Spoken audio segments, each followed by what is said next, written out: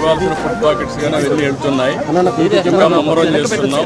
Traffic కూడా congestion ఉంది, అన్ని రెగ్యులేట్ చేస్తున్నాం. చివరి ప్రాంతానికి కూడా వెళ్లాల్సిన అవసరం ఉంది. కొంతమంది పేషెంట్ కూడా ఉన్నారు, పిల్లలు ఉన్నారు, కొంతమంది ముసలోళ్ళు ఉన్నారు, వాళ్ళు కూడా తీసుకురావాలి.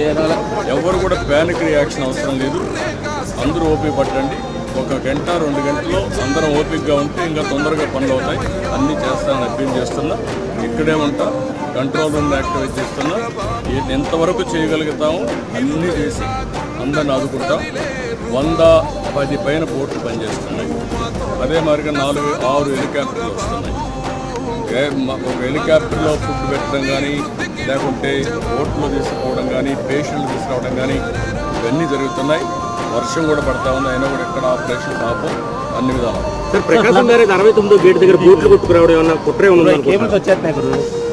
ఇవన్నీ ఇప్పుడు నేను అవన్నీ మాట్లాడను. ప్రతి ఒక్కదానికి మనం